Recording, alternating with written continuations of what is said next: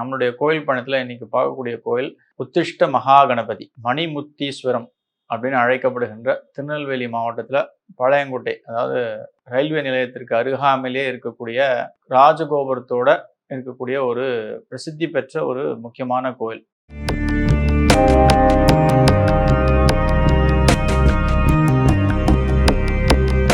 நமஸ்காரம். ரகசிய உண்மை நேயர்கள் அனைவருக்கும் என்னுடைய அன்பான வணக்கங்கள், வாழ்த்துக்கள். அடியார்கள் வாழ, ரங்கன் நகர் வாழ, சுரகோப்பந்தன் தமிழ் நூல் வாழ, கடல் சூழ்ந்த மண்ணுலகம் வாழ, மனவாள மாமுனியே இன்னும் ஒரு 100 வாழியே. அதாவது விநாயகருக்கு பெரிய கோயில் அப்படின்னு சொன்னா ஏசியாலேயே இது one of the best temple அப்படின்னு அழைக்கப்படுகின்ற கோயில்.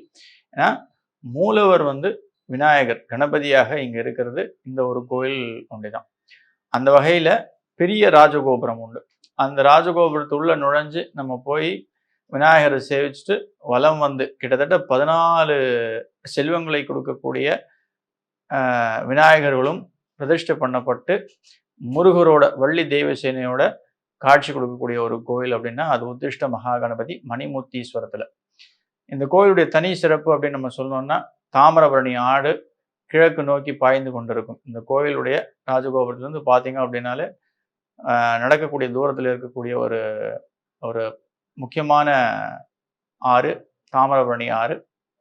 அதில் நீங்கள் ஸ்நானம் பண்ணிட்டு காலையில், அதுவும் ஒவ்வொரு சனிக்கிழமையிலும் இந்த கோயிலில் நீங்கள் போய் விநாயகரை வலம் அவரை சேவித்து வழிபடுறீங்க அப்படின்னா உங்கள் வாழ்க்கையில் இருக்கக்கூடிய எப்பேற்பட்ட சங்கடங்களும் உங்களை விட்டு விலகும் அப்படின்றது தான் ஐதீகம். இந்த கோயிலுடைய இன்னொரு முக்கியமான தனி சிறப்பு அப்படின்னா, விநாயகர் தன்னுடைய மடியில் அம்பாளோட நமக்கு காட்சி கொடுப்பார். எப்படி இவர் ஆதிமூர்த்தியா அம்பாளோட காட்சி கொடுப்பாரோ அதே போல கால பைரவரும் இங்கே ஸ்வர்ண பைரவராக அம்பாளோட காட்சி கொடுப்பார். இந்த கோயிலுடைய வடகிழக்கில் பைரவருக்கு தனி சன்னதி உண்டு. அங்கே பைரவர் தெற்கு நோக்கி நமக்கு காட்சி கொடுத்து அம்பாள் தன் மடியில் அவரும் வச்சுருப்பார்.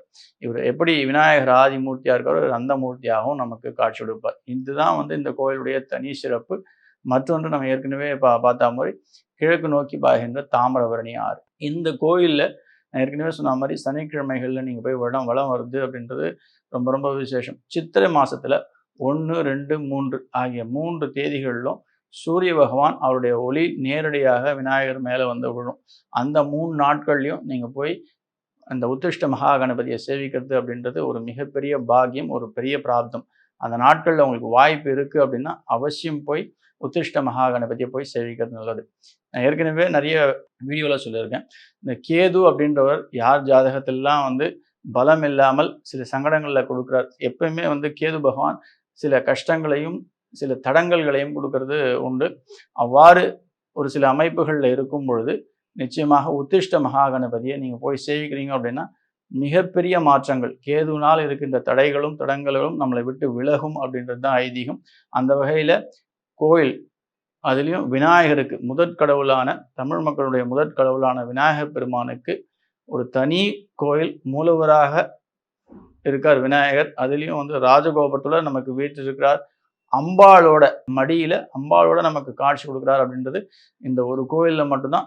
அவரை போய் நீங்கள் சேவிக்கிறீங்க அப்படின்னா மிகப்பெரிய ஏற்றங்கள் வாழ்க்கையில் நிச்சயமாக ஏற்படும். அதுவும் நான் ஏற்கனவே சொன்ன மாதிரி தடைகள் அப்படின்றது விட்டு உங்கள் வாழ்க்கையில் விட்டு விலகணும் அப்படின்னா இவரை போய் சேவிக்கிறது ரொம்ப ரொம்ப நல்லது. நன்றி. ஆழ்வார் ஆச்சாரியன் எம்பெருமானார் ஜீய திருவடிகளே சரணம். ஆண்டாள் பிச்சொக்கலிங்கம் திருவடிகளே சரணம் சரணம்.